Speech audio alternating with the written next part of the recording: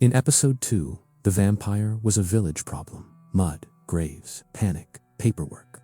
In this episode, the vampire changes costume. It steps out of the cemetery and into polite society. It learns language, charm, and timing. It becomes the kind of monster you invite in because it does not look like danger. It looks like taste. This is the episode where horror becomes social. Earlier vampires ate lifelike hunger.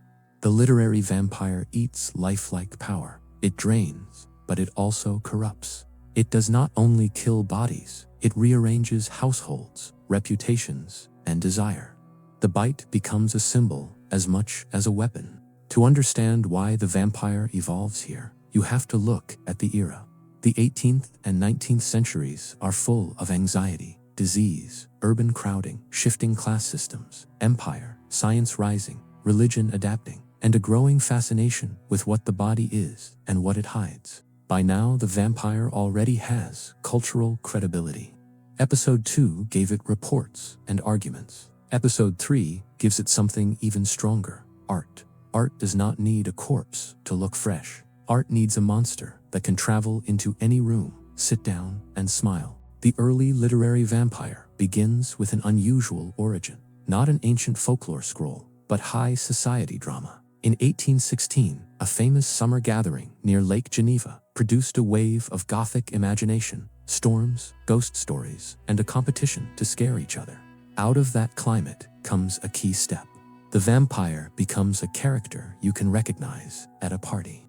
John Polidori's The Vampire, published in 1819, is a turning point. It reshapes the vampire into a refined predator, an aristocratic figure who moves through society like a rumor with good manners. This vampire does not rise from a grave. It walks in through the front door. Its danger is not only teeth, it is influence. It makes you doubt your instincts. It makes you question whether your fear is rude. It teaches the vampire a new weapon: social rules. That weapon matters. In polite society, the victim's biggest weakness is restraint. People hesitate to accuse. People fear embarrassment. The gentleman vampire feeds on hesitation, on the human habit of staying quiet when something feels wrong. From here, the vampire splits into two streams. One stream stays grotesque, still tied to the corpse and the physical horror of the undead. The other stream becomes elegant, more psychological and seductive. This episode is about the elegant stream taking control. Then mass entertainment accelerates everything. The vampire moves from elite Gothic circles into popular reading, where it can mutate fast. Cheap print and serial fiction spread the monster widely. This is where the vampire becomes industrial, a repeatable fear product. A key example is Varney the Vampire from the mid-1800s.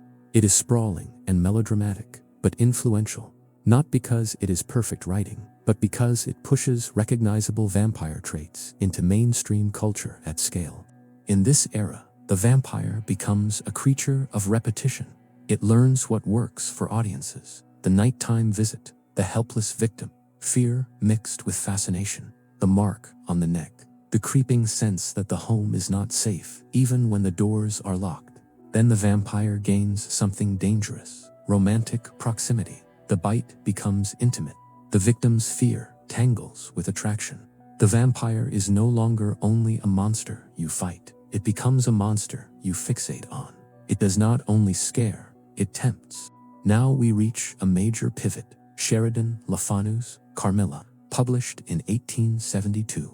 This story sharpens the vampire into something soft and invasive. Carmilla shows how vampire horror can live inside the domestic space, inside the bedroom, inside private identity. Carmilla makes the vampire feel like a slow infection. It is not a jump scare. It is gradual, draining, a shift in mood, sleep, and health. It mirrors era anxieties about wasting illness and the terror of watching someone fade without a visible attacker. Here, vampire fiction starts to behave like an epidemic story. One becomes two. Two becomes a pattern. The vampire becomes a metaphor for contagion, secrecy, shame, and desire that society struggles to name out loud. Then, In 1897, the vampire gets its most famous mask, Bram Stoker's Dracula. This is the moment the modern template locks in. Stoker assembles older ideas into a machine that works. Documents, journals, letters, evidence, stacked like a case file.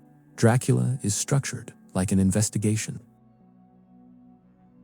It reads like people trying to prove a horror is real while it happens. It is not just a monster story. It is a monster case. Stoker's Dracula is also a collision of anxieties, foreignness, invasion, modernity, sexuality, and disease.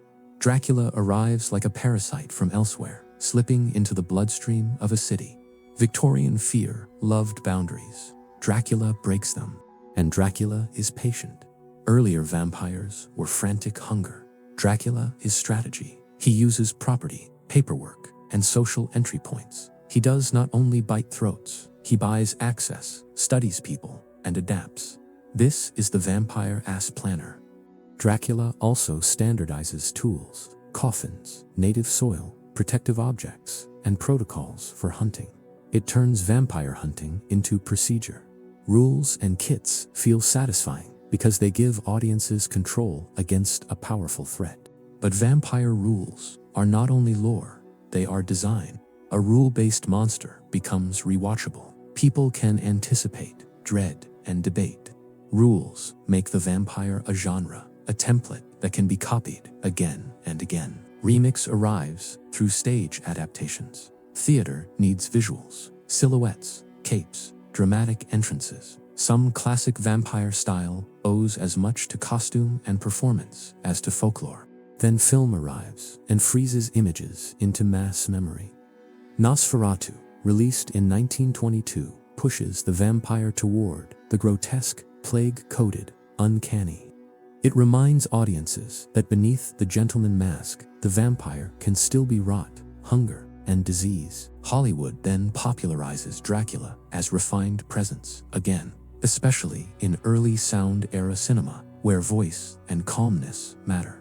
The vampire becomes an icon of poise, commanding, emotionally controlled, a predator that does not chase, a predator that waits. At this point, the vampire becomes cultural, no longer only folklore or novels. It becomes a symbol that can mean many things. Aristocracy feeding on the poor, seduction without consent, illness, addiction, the fear of the stranger, the fear of yourself.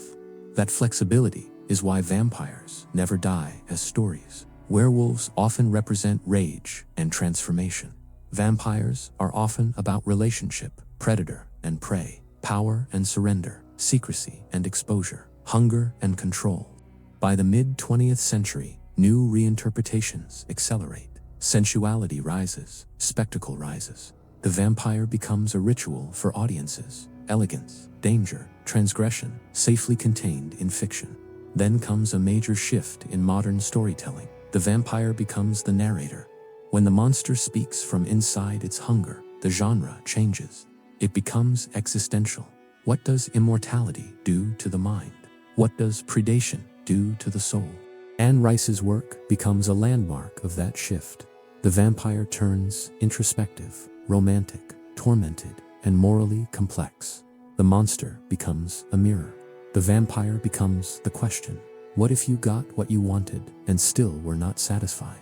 From there, the vampire floods pop culture, television, comics, novels, games. Each version emphasizes a different trait. Some make the vampire predatory again. Some make it tragic. Some make it beautiful. Some make it monstrous. Notice the arc. Episode 1, vampires steal breath. Episode 2, vampires spread death like contagion. Episode 3, vampires steal agency. They manipulate memory, desire, and reputation. They become social predators because modern audiences understand social danger more than grave danger. This is why the invitation idea becomes so powerful culturally. Some dangers only enter because you open the door. Hospitality becomes vulnerability. The vampire does not need to break in because it makes you choose it. Dracula also gives culture a team structure audiences love. A group of investigators fighting an unseen predator through research, travel, and collected evidence. It feels like solving a case. Stoker also ties vampirism to modern networks. The vampire moves by ship, train, boxes, and property deeds. It is logistics that is terrifying because it means the monster can exploit modernity, and modernity keeps expanding. Folklore monsters were local. Literary monsters travel. A village revenant becomes a universal archetype. Once it is in print, it crosses borders. Once it is on film, it enters the eye. Once it is in pop culture, it enters identity. This is also where the vampire becomes unusually contagious as culture. People do not only consume the story, they join it. Aesthetics, communities, and language grow around it. The vampire becomes personal in a way most monsters do not. And we return to the core reason vampires endure. They sit on the line between attraction and threat. Most predators repel. Vampires enchant. They make danger look chosen. They make violation look like seduction. The original vampire myth was not glamorous. It was fear, death, and contagion. The elegance is the mask modern culture put on the hunger. So if you ever wondered why Dracula feels both ancient and modern, it is assembled. Old world fears, grave, blood, night, inside modern paperwork, letters, diaries, and evidence. Medieval hunger in Victorian documentation. The core question of episode 3 is simple. Why did the vampire become aristocratic, romantic, and culturally contagious? Because society changed, and the monster changed with it. Because power became invisible. Because danger started wearing suits. When a monster can pass as human, it becomes more frightening. It can be invited, it can be trusted, it can be defended, it can be loved. That is the true horror of the gentleman vampire. It teaches you that your instincts can be negotiated away. That is why the vampire lingers. It does not end when the monster dies. It ends with you wondering what you would have done if it smiled at you under lamplight. The vampire asks a dangerous question. What if the thing that harms you is also the thing you desire? That question is endlessly reusable because it is human. It is not about teeth. It is about control. The problem with the gentleman vampire is that it makes the myth feel like it was born in fiction, like it started in books, in candlelight, in velvet. But the vampire didn't begin as a character. It began as a fear that people tried to explain, then tried to document, then tried to control. Episode 3 showed how the myth learned manners and became contagious as culture. How it moved from graves into drawing rooms, and from drawing rooms into global imagination. But that is only one side of the story, the polished mask, the version we recognize. Because behind the mask, there is something colder. That is where we go next. In episode 4, we leave the romance behind and follow the vampire into the record. Not supernatural proof, but documented belief, propaganda, accusation, and violence that shaped what people thought a Dracula was long before cinema perfected the silhouette. This is where the vampire becomes something else again. Not a creature in a coffin, and not a gentleman in a parlor, but an idea people attach to real events when reality feels too brutal to describe plainly. Because the vampire is not just a monster with teeth. It is a label that societies have used on real people, real bodies, and real panic. And once a label sticks, it can outlive facts. This was Bloodlines, episode 3. Next time, the vampire steps out of fiction, and the question we will keep asking is simple. Where does the myth end, and where does the damage begin?